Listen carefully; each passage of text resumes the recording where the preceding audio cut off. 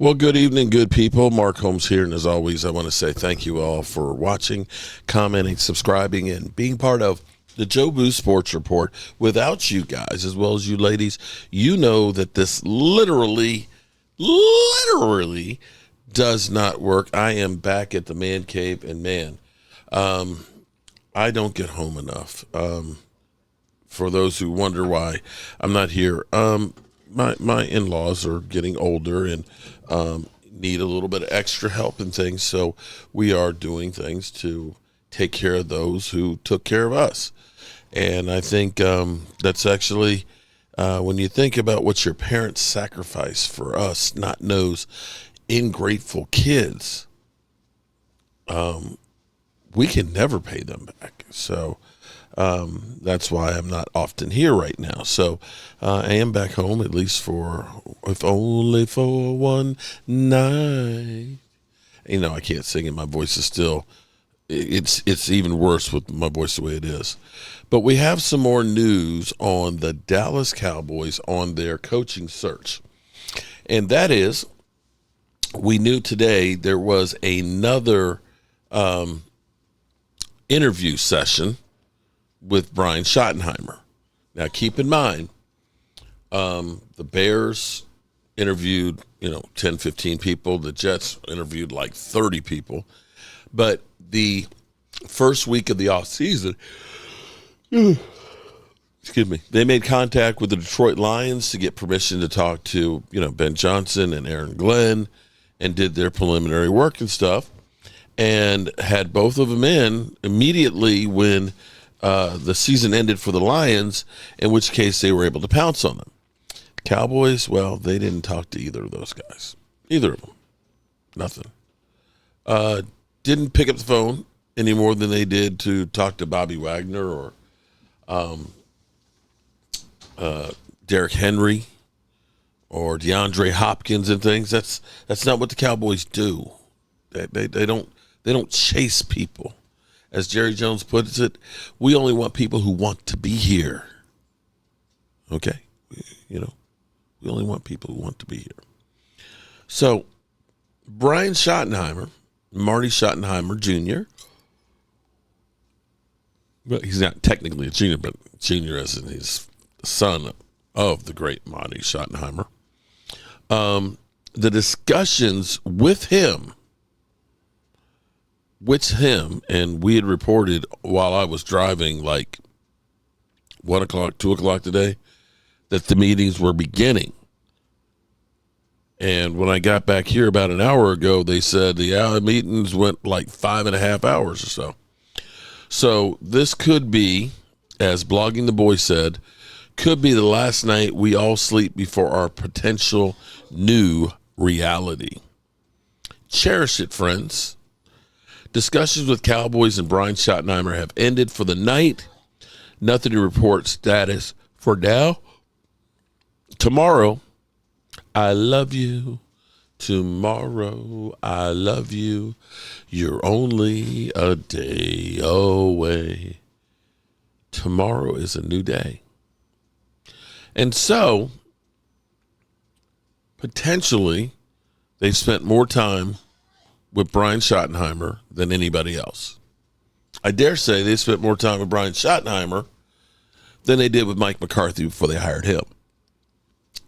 We had Michael Irvin on speak, literally for 4.5 minutes, take us to church, including going to reference of mamas don't let your babies grow up to be cowboys,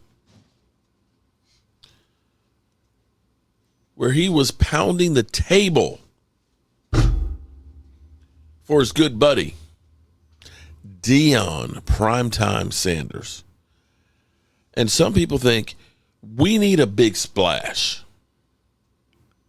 We need a big splash. But I started thinking about a big splash. A big splash. Because, I'm one of those guys, I'm gifted, with a big midsection here. And I can make a big splash.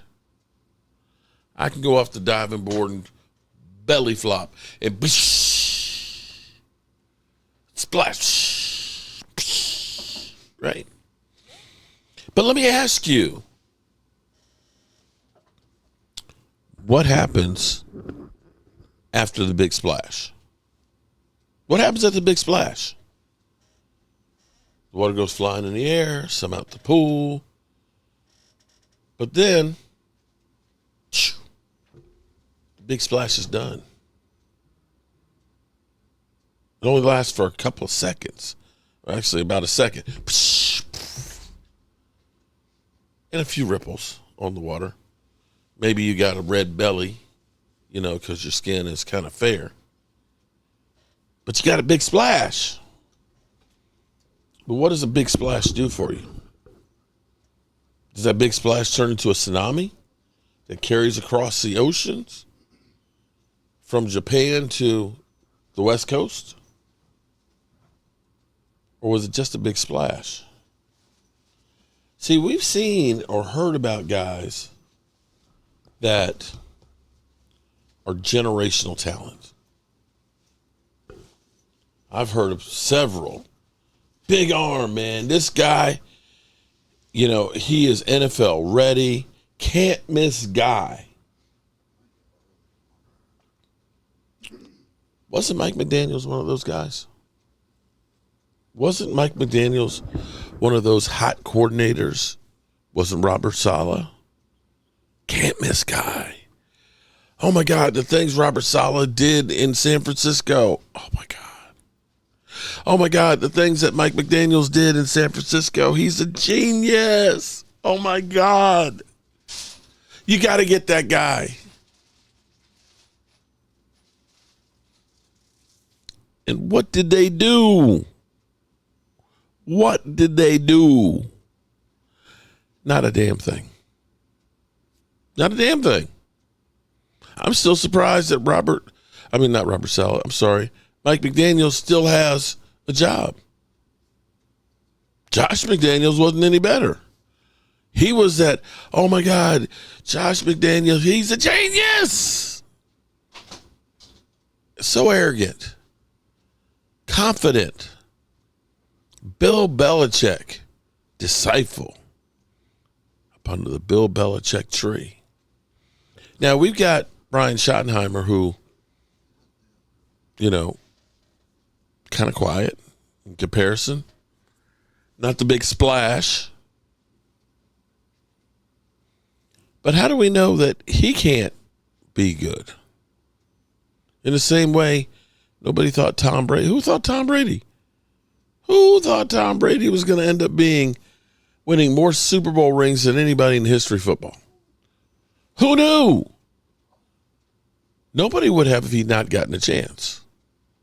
So I'm going to be one, and here's where I'm going to kind of turn this a little bit around.